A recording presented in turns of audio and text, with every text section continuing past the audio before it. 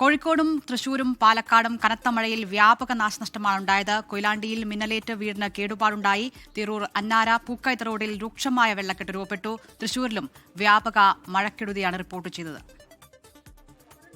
കോഴിക്കോട് കൊയിലാണ്ടിയിൽ പന്തലായന സ്വദേശി നാഗരാജന്റെ വീടിനാണ് ഇടിമിന്നലിനെ തുടർന്ന് കേടുപാട് സംഭവിച്ചത്. ഇലക്ട്രോണിക് ഉപകരണങ്ങളും കത്തിനശിച്ചു. വീടിന്റെ മുൻവശത്തിരിക്കുകയായിരുന്ന കുട്ടി പരിക്കേൽക്കാതെ അത്ഭുതകരമായി രക്ഷപ്പെട്ടു. ചന്ദ്രാപ്പിന്നിയിൽ ഇടിമിന്നലേറ്റ് പശുക്കൾ ചത്തു.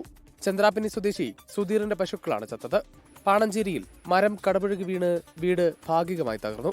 ഇന്ന് പുലർച്ചെ 2:00 ഈ മരം വീണത്. ചെറിയ വേറെ മരങ്ങളുള്ള അതിന്റെ തടസ്സത്തില് പതുക്കെ സ്ലോവില് വന്നാണ് ഇരുന്നത്. അതുകൊണ്ട് വേറെ അപകടങ്ങളൊന്നും സംഭവിച്ചില്ല. വീടിന് കേടുപാട് സംഭവിച്ചിട്ടുണ്ട്. ഞങ്ങളുടെ ചില്ലുകൂട്ടിയുണ്ട്.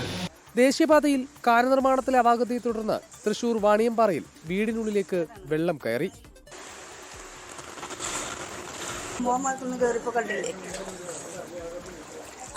കനത്ത മഴയിൽ മലപ്പുറം തിരൂർ അന്നാര പൂക്കൈത്ത് റോഡിൽ രൂക്ഷമായ വെള്ളക്കെട്ട്.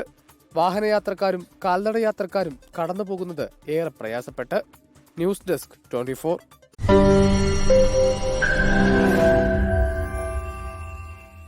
ലോകത്തെവിടെയായാലും ഏത് സമയത്തും 24 വാർത്തകളും ഓഗ്മെന്റഡ് റിയാലിറ്റി പാക്കേജുകളും എക്സ്പ്ലെയിനറുകളും വിശദമായി കാണാൻ ഞങ്ങളുടെ യൂട്യൂബ് ചാനൽ നിങ്ങൾക്ക് സബ്സ്ക്രൈബ് ചെയ്യാം.